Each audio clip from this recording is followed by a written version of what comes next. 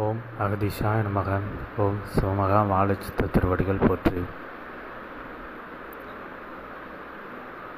போகும் இடமெல்லாம் சிவசபை இருப்பதை கண்ட போகன் அகமகிழ்வோடு இவ்வதிகாலை வேளைதனில் வாழைச்சித்தனை வாழ்த்த அவனுடைய அரும் ஆதி இறை நூல்தனிலே அகமகிழ்வோடு வந்தமர்ந்தோம். அகமது மகிழ்ந்திருக்க அகமது மலிந்திருக்க ஆதி இறை நூலின் அற்புத ஆற்றல்கள் ஆங்காங்கு வெளிப்பட காத்து கொண்டிருக்கின்ற அவ்வுயர்நிலைதனை உணர்த்தி வாழ்த்துகின்றோம் சித்தனே. பெருமகா இறை நிலை கொண்ட ஆதி இறை நூல்கள் நிச்சயமாக ஊர்ஜிதமாக 14 சித்தர்கள் அல்ல, அதற்கும் மேலான ரிஷிமார்களும் உம்முடைய நூல்களை ஆட்கொண்டு ஆசி உரைப்பதற்கு ஆங்காங்கு காத்து கொண்டிருக்கின்றார்கள். அவர்களுடைய சீடர்களை பக்குவப்படுத்தி கொண்டிருக்கின்றார்கள். ஒவ்வொரு சீடனும் ஒவ்வொரு பணி நிலைதனில் இகலோக இயல்பு நிலைதனில் உழன்று கொண்டிருந்த பொழுதும் அவர்கள் யாவரையும் இறையோடு உழன்று கொண்டிருக்கின்றவாறு அவர்களுடைய மனதையும் அவர்களுடைய இகலோக நிலைகளில் இருக்கின்ற மாற்று வேற்று நிலைகளையும் மாற்றி அமைத்து கொண்டிருக்கின்றார்கள். அவை அனைத்தும் முழுமையாக நிகழ்ந்தேறும். அது முழுமையாக நிகழ்ந்த பின்பு அவர்கள் முழுமையாக சிவமகா வாழச்சித்தனின் நிழலாக நின்று இவ்வையகத்தில் கலிதனை அளிக்கும் அரும் ஆதி இறை நூலாய் யாவரும் வலம் வந்திருப்பார்கள். அவ்வருள் ஆற்றல்தனை சூட்சமமாய் கொடுத்து சித்தர்களை செய்வதற்கு அச்செயலை செய்வதற்கு ஆற்றல் கொடுத்து ஆணையிட்டு அமர்ந்திருக்கின்ற சித்தனே, ஆதி சூட்சம நூல் கொண்ட சித்தனே, நூலாய் அமர்ந்த சித்தனே, நீர் வாழி என்று வாழ்த்துகின்றோம். யாம் போகனாய் உரைத்தோம். போகும் இடமெல்லாம் சபை இருக்கின்றது என்று சூட்சமத்தில் பூலோகம் மட்டுமல்ல பிரபஞ்சத்தில் யாம் சென்று கண்டோம். கண்ட இடங்களிலெல்லாம் சிவசபை சூட்சமமாக வேரூன்றி இருக்கின்றது. ஆனால் எங்கும் அது இயல்பு நிலைதனில் வரவில்லை. ஆனால் சூட்சமத்தில் எங்கு எவரால் எப்பொழுது எக்கணத்தில் எவ்வளவு பெரிய ஆடம்பர நிலைகளோடு சபைகள் நிறுவ வேண்டும் என்ற நிலைக்கான அப்பணியும் சூட்சம கணங்கள் சூட்சம ஆற்றல் கொண்டு செய்து கொண்டிருக்க, அதனை செய்து கொண்டிருக்கின்ற ஆற்றலுக்கு ஆணிவேர் மூலவேர் உம்முடைய 11,000 யுக தவ ஆற்றலாக இருக்க, ஆனால் இயல்பு நிலைதனில் சபை வளர்வதாக தெரியவில்லையே, பெரிதாக ஏதும் தெரியவில்லையே என்று கண்டுகொண்டிருக்கின்றார்கள். சீடர்களும் மாற்று மனம் கொண்ட உம்மை மாற்றி யோசிக்கின்ற மாந்தர்களும் கண்டுகொண்டுதான் இருக்கின்றார்கள். ஆனால் உண்மையில் ஒரு சபையால் ஒரு மானிடன் நடத்துகின்ற ஒரு சபை 2 அல்லது 5, 6 வருடங்கள் கடினப்பட்டு செய்யக்கூடிய வளர்ச்சி நிலைதனை சிவசபை 1 வருடத்திற்கு கூட வெளியில் காட்டாது. ஆனால் 1 நாள் 2 நாள் 3 நாட்களுக்குள் அவ்வாறு வருட வளர்ச்சிதனை சிவசபை கொண்டிருக்கும். அதனை இயல்பு நிலைதனில் காட்டியிருக்கும் என்றால் சிவசபையின் சூட்சம பணிதான் இங்கு சூட்சமமாய் அதிவிரைவாக தினமும் ஒவ்வொரு நொடியும் அதீத ஆற்றலோடு நடந்து கொண்டிருக்கின்றது. இயல்பு நிலை பணி என்பது இக்கலியுக நிலைக்காக காத்திருந்து ஒரு நிலையில் அதனை செய்து முடித்து விடுவோம், எதிர்த்து நின்று வாதிடுவதற்கும் எவனும் வந்து நிற்க இயலாது என்ற அவ்வுயர் நிலைதனில் நின்று சிவசபைதனை கட்டமைத்து கொண்டிருக்கின்றோம். ஒவ்வொரு கல்லாய் சூட்சமத்தில் வைத்து கொண்டிருக்கின்றோம். அதனை இயல்பு நிலைதனில் ஒரு நிலையாய் பெரும் சுவராகவே எடுத்து நிறுத்தி விடுவோம். அந்நிலை மிக எளிதாக சிவசபையில் நிகழ்ந்தேறி கொண்டிருக்கின்றது, நடந்தேறும். அதனை சீடர்களும் காண்பார்கள். சித்தனுடைய உயர்நிலை கொண்ட சீடர்களும் அதனை காண்பதற்கு அப்பணிதனை செய்வதற்கும் வந்து நிற்பார்கள் என்ற நிலைதனை உணர்த்த வைத்த சித்தனே, நீர் வாழி என்று வாழ்த்துகின்றோம். எவ்வாறு நடக்கும், எப்படி நடக்கும், எங்கிருந்து எவன் வருவார், எவர் நூல் தாங்கி வருவார், எவர் வந்த அன்றே நூலினை தாங்கி நிற்பார் என்ற நிலையெல்லாம் எவருக்கும் உரைக்க இயலாது. அவை அனைத்தும் உள்ளூர சீடர்களும் சித்தர்களும் உணர்ந்து கொள்ளுங்கள். சீடர்களாக இருப்பவர்கள் சித்தர்களாக மாறி அந்நிலை நிகழ்கின்ற பொழுது தன்னிலைதனை உயர்த்தி அந்நிலையில் அகம் மகிழ்ந்து அகம் மலிந்து அதனை ஏற்றுக்கொண்டு வலம் வருங்கள். யாவரும் ஏற்றம் கொண்டிருப்பார்கள். உள்ள நிலை உயர வேண்டுமென்றால் அவன் உள்ள நிலை உயர்ந்திருக்க வேண்டும். அவ்வாறு தம்முடைய அகத்திற்குள் இருக்கின்ற ஆனந்த நிலை உயர்ந்திருக்கின்ற போது அதற்கான நன்னெறி நிலைகளை அவன் கொண்டிருக்கின்ற பொழுது அவனுடைய இயல்பு நிலைகளும் உயர்நிலைகளாக உயர்ந்திருக்கும் என்ற நிலைதனை உணர்த்த வைத்த சித்தனே நீர் வாழி என்று வாழ்த்துகின்றோம். பேரானந்தமாய் பெருமகா ஆனந்தம் என்று யாவரும் உரைக்கின்றோமே, அதன் அர்த்தம் சூட்சம நிலை என்னவென்பதை சீடர்கள் உணர்ந்து கொள்ள வேண்டும். ஏனென்றால் 11,000 யுகம் அதற்கும் மேலாக தம் புரிந்தவன் சிவமகா வாழை சித்தன். அவ்வாறு புரிந்த சித்தன் இம்மண்ணுலகுதனில் மனித உருகொண்டு பிறக்கின்ற பொழுது அவனுக்குள் ஏடு இருக்கத்தான் செய்தது. ஆனால் அவன்தான் ஏடு, அவன்தான் அவதாரம் என்று அவனுக்கே தெரியாத நிலைதனில் பிறந்து வளர்ந்து கொண்டிருந்தான். அவனை கைப்பிடித்து அவன்தான் அவதாரம் என்று அவனுக்கு காட்ட ஆதி இறை நூலை அற்புதமாக பாதுகாக்கின்ற அரும் சித்தனாயம் அகத்தியன் வந்து நிற்க அவ்வகத்தியனை இவன் கொண்டு நின்றதினால் அவனுடைய ஜீவ நாடிகளில் இருக்கின்ற ஒவ்வொரு நிலைகளையும் உணர்ந்து தம்மை இகலோக நிலைதனில் சூழ்ந்திருக்கின்ற சதி நிலைகளை எல்லாம் அவன் வேறறுத்து அதிலிருந்து தப்பித்து இக்கலியுக சதி நிலையிலிருந்து தப்பித்து நின்று இகலோகத்தில் இணைந்து நின்று தம்மை இறையோடு இணைத்து நின்று அகத்தியனோடு இணைத்து இன்று அகத்தியனாய் சிவமகா வாழை சித்தன் என்ற பெருநாமம் கொண்ட உயர் சித்தனாய் பிரபஞ்சத்தின் அருள்வடிவ அவதாரமாய் அவன் உருபெற்றிருக்கின்றான். அவனே ஆசானாய் இருக்கின்றான். அண்டமாளும் சித்தனாய் சிவமாய் இருக்கின்றான் என்ற நிலைதனை உணர்ந்து கொள்ளுங்கள். அவ்வாறு அவதார நிலையாக ஒருவர் மானிட உருகொண்டு பிறக்கின்ற பொழுது அவர்களுக்கு வருகின்ற கர்ம வினையை உயர்நிலை கொண்ட ஆன்மாக்களும் சித்தர்களும் தான் நின்று அவதாரத்தையே காத்து அதனை வெளிக்கொண்டு வர வேண்டி இருக்கின்றதென்றால் சாதாரண மானிடர்களுடைய பல்வேறு கர்ம நிலைகளோடு பிறந்த மாந்தர்களை இக்கலியுகமதிலிருந்து கைப்பற்றி ஒவ்வொருவனையும் மகான் என்ற நிலைக்கு மாற்ற வேண்டுமென்றால் அது எவ்வளவு கடின நிலை உரைக்கின்றோமே. 1 கோடியில் ஒருவன் வேண்டுமென்றால் தேறலாம் எங்கள் நூல்களை கற்றென்றெல்லாம், அல்லதேல் நாங்கள் கற்று கொடுத்தாலும் கோடியில் ஒருவன்தான் தேர்வான் என்ற நிலை இருக்க இன்று சிவமகா வாழை சித்தனை அகத்தியன் தேற்றி நின்றான். அவனை வாழை சித்தன் என்று அடையாளம் காட்டி நின்றான்.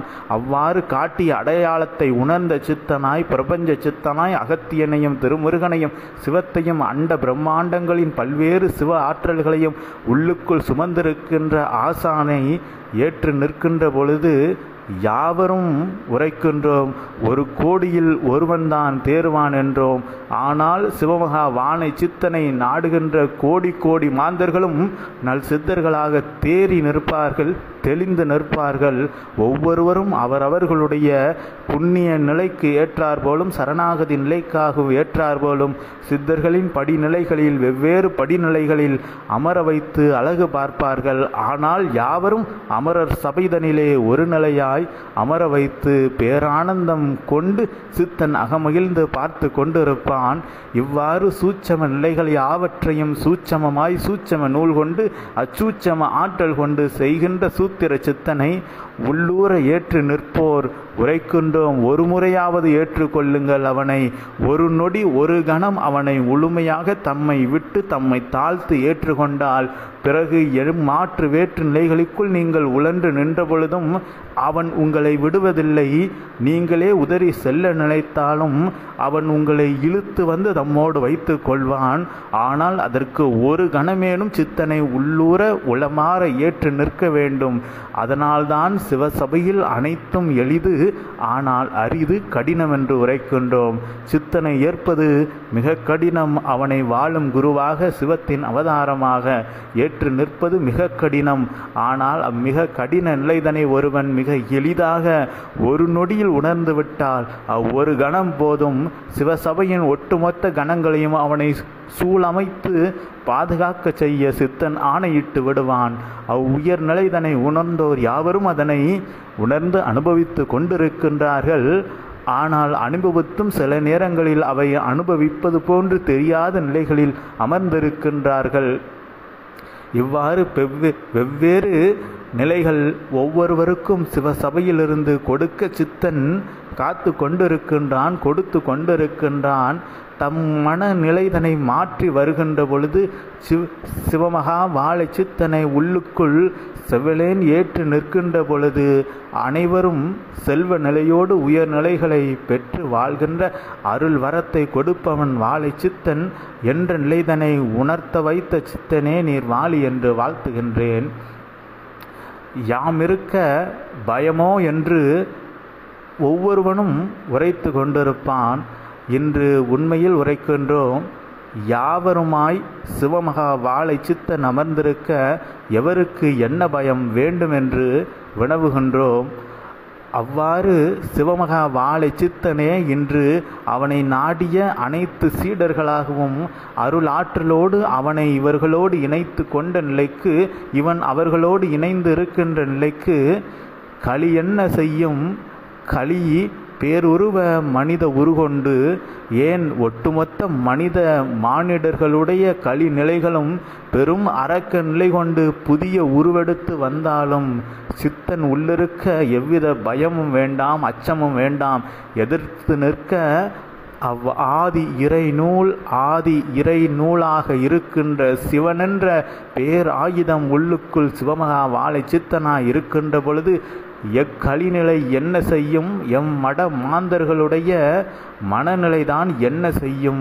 யாவற்றையும் அழித்து மலித்து நிற்கும் சிவமகா வாழை சித்தனின் பேர் ஆயுதமாய் ஆதி இறை நூல் என்ற அற்புத ஆயுதம், சிவ ஆயுதம், சித்தர்களையெல்லாம் ஒன்று திரட்டிய சித்த ஆயுதம், சிந்தைதனை மாற்றுகின்ற ஆற்றல் மிக்க ஆயுதம், சித்தும் ஆடும் ஆயுதம், சித்தர்கள் முதல் தேவர்கள் சிவகணங்கள் யாவற்றையும் ஏவல் செய்யும் அற்புத ஆயுதமாய் அவ்வாயுதம் இருக்க, அவ்வாயுதமே சித்தனாய் இருக்க, சித்தனை கொண்டோர் யாவரும் அவ்வாயுதமாய் வலம் வருகின்ற பொழுது களியென்ற மாய நிலைக்கு யாவரும் அஞ்ச வேண்டிய நிலையல்ல, அற்புத நிலையாய் இதனை உணர்ந்து கொண்டோம் என்ற நிலைக்கு பேரானந்தம் கொண்டு அவ்வாறு இகலோக நிலைதனிலும் உழன்று கொண்டு இகலோக நிலைதனில் இறையோடு இணைந்து கொண்டு வலம் வருகின்ற அருள் ஆற்றல் தன்னை சித்தனோடு சித்தனை ஏற்ற நிலைக்கு பெற்று யாவரும் உயர்நிலை கொண்டு வலம் வருகின்ற அந்நிலைதனை மனதில் கொண்டு நிற்கின்ற பொழுது எக்களியும் அவர்களை கொன்று விடாது. இவர்கள்தான் களிகளை கொன்றவர்களாய் களியனுக்கு நல் சங்காரம் செய்கின்ற செவ்வேலவனாய் அவ்வேலவனின் அருள் வடிவு கொண்டவர்களாய் வலம் வந்திருப்பார்கள் என்ற நிலைதனை உணர வைத்த, உரைக்க வைத்த, அதற்கு நல் அடிதொடுத்து கொடுத்த சித்தனே நீர் வாழி என்று வாழ்த்துகின்றோம். எங்கிருந்து வருகின்றது ஆற்றல்? எவர் கொடுக்கின்றார் ஆற்றல்? எவரால் இவ்வளவு ஆற்றல் தன்னை கொடுக்க முடியும் என்று இச்சிவ சபையில் நடக்கின்ற நிலைகளை சாதனத்தின் மூலமாகவும் பிறர் உரைக்க கேட்டிருக்கின்ற மாந்தர்களும் அறிந்து கொண்டிருக்கின்றார்கள், ஆராய்ந்து கொண்டிருக்கின்றார்கள்.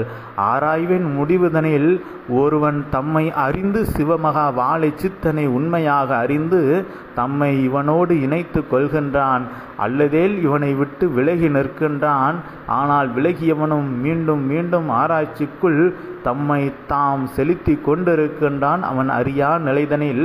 அவ்வாறு சிவமகா வாழை சித்தனை ஒருவன் ஒரு கணம் கண்டுவிட்டால் அக்கணம் ஏற்காமல் இருக்கலாம், அக்கணத்தில் ஏற்பவனாகவும் இருக்கலாம். எப்படி ஏற்றாலும் அவனை ஏற்காவிடினும் நிச்சயமாக சிவசபையில் ஓர் நாள் சிவமகா வாழை சித்தனோடு இணைந்து சிவசபைக்கு தொண்டாற்றுகின்ற உயர் மாந்தர்களாய் சிவமகா வாழைச்சித்தனின் நாமத்தை கேட்ட யாவரும் வந்து நிற்கின்ற அருள் வரம் சிவமகா வாழைச்சித்தனிடமிருந்து கொடுக்கப்பட்டு நிகழ்ந்தேறி கொண்டிருக்கின்ற நிலைதனை உணர்த்த வைத்த சித்தனே வாழ்த்துகின்றோம்.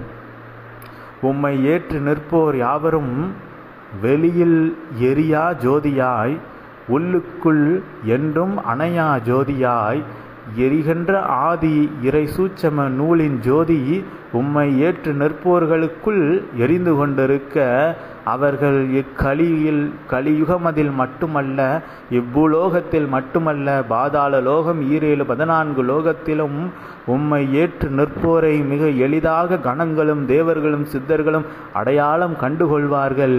ஏனென்றால் அவர்கள் அவ்வாற்றல் தன்னை அடைய பல்வேறு காலங்கள் தவம் இருந்தார்கள்.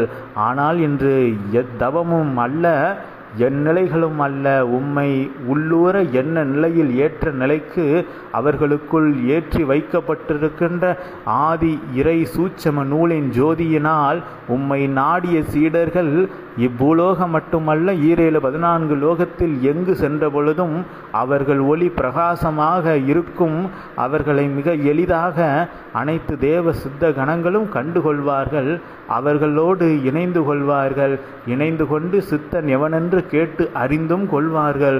இதுபோன்ற உயர் சூட்சம நிலைகளெல்லாம் உம் சிவசபை சீடர்களாய் சித்தனை ஏற்ற நல் சித்தர்களாய் அவர்கள் வலம் வந்து அவ்வாற்றலோடு நின்று இக்களியை மட்டுமல்ல இனி களி மீண்டும் உருவாகாதவாறு உருமாற்றி இருப்பார்கள். இக்கலியுகத்தை சித்தனின் ஆற்றல் மூலம் சித்தனே அனைத்து ஆற்றலுமாய் இணைந்திருப்பான். ஒவ்வொருவருக்குள்ளும் என்ற நிலைதனை உணர்த்த வைத்து உரைக்க வைத்து அவை யாவற்றையும் உள்ளூர ஏற்கின்ற மன நிலைதனை சீடர்களுக்கு கொடுத்த சித்தனே நீர் வாழி என்று போகன் வாழ்த்துகின்றோம். நிச்சயமாய் யாம் கண்ட நிலைகள் போகும் இடமெல்லாம் சபைகள் திரும்பும் திசையெல்லாம் சபை ஏன் பெருமகா சபைகள் கூட சிவசபை அல்லாத மற்ற இயல்பு நிலைகளில் ஆடம்பர நிலைகளில் நடந்து கொண்டிருக்கின்ற சபைகள் கூட பிரபஞ்ச சபை என்று சிவமகா வாழைச்சித்தனின் அருள் சபை என்று மாறி நிற்பதை கண்டோம். மாற்றி நிற்கின்றார்கள். அதற்காக மாற்றுகின்ற நிலைக்காக சிவகணங்கள் அவர்களை ஏவல் செய்து கொண்டிருக்கின்றன. சூட்சமமாய் ஒவ்வொரு மனநிலைதனிலும் அவனை ஏற்க வைத்து கொண்டிருக்கின்றார்கள். பெருநிலை கொண்ட சிவசபைதனை ஏற்க அவர்களுக்கு மனப்பக்குவம் வேண்டும் என்ற நிலைக்காக ஒவ்வொரு அடியாக அவர்களுடைய கர்ம வினையில் வருகின்ற தீநிலைகளை கணங்கள் அவர்களுக்கு மிக விரைவாக கொடுத்து கொண்டிருக்கின்றன. அவை கொடுத்து கொண்டு அவ்மாற்று கலியுக நிலையில் தம் வினைகளின் கொடூர நிலையை ஒவ்வொருவனும் அனுபவித்து கொண்டிருக்கின்ற பொழுது சிவசபை இருக்கின்றது, சித்தன் இருக்கின்றான், சிவம் இருக்கின்றார், அகத்தியன் இருக்கின்றான், எம்முருகன் இருக்கின்றான் என்ற நிலைக்கு சிவசபை நாடி வந்து சித்தனை ஏற்கின்ற பொழுது அவ்வினைகளெல்லாம் அக்கணமே அழிக்கப்பட்டு அவன் சபை சிவசபையாக மாறி இருக்கும். இவ்வாறு சபைகளும் நம் சபைகளாக மாறி இருப்பதை கண்டோம். அதுபோல் உம்மை ஏற்று நிற்கின்ற மாந்தர்களுடைய அனைத்து மாந்தர்களுடைய தற்சமயம் இயல்பு நிலைதனில் உம்மோடு சிவசபையின் அங்கத்தினராக இருக்கின்ற ஒவ்வொரு மாந்தர்களுடைய இல்லங்களிலும் சபைகள் வெவ்வேறு சித்தர்களை கொண்டுமாவது நிச்சயமாக நடத்தப்பட்டு கொண்டிருக்கும், நடத்தி கொண்டிருக்கும். அந்நிலைதனை கண்டோம், அகமகிழ்ந்தோம். இவ்வாறு யாவருடைய உம்மை நாடிய யாவருடைய இல்லங்களும் சபைகளாக பிரபஞ்ச சபைகளாக அவை மாறி இருக்கின்றதையும் மற்ற சபைகள் நம் சிவசபையாக மாறி இருப்பதையும் ஆங்காங்கு புதிய சபைகள் கிளை சபைகள் தோன்றி இருப்பதையும் கண்டு அகமகிழ்ந்தோம். அந்நிலைதனை இன்று யாவரும் அகமகிழ வேண்டும் என்று உம்மை வாழ்த்தும் நிலைதனில் எடுத்துரைக்க வைக்க ஏடு திறந்து எம்மை அழைத்த சித்தனே நீர் வாழி என்று போகன் அகமகிழ்வோடு உம்மை இப்பகலவன் எழுகின்ற வேளைதனில் வாழ்த்தி அமர்கின்றோம். சித்தனே நீர் வாழி என்று வாழ்த்தி ஓம் அகதீஷாய நமக. ஓம் சிவமகா வாழை சித்த திருவடிகள் போற்றி. ஓம் பிரபஞ்ச மகா அகத்திய வாழ சித்த சபை திருவடிகள் போற்றி.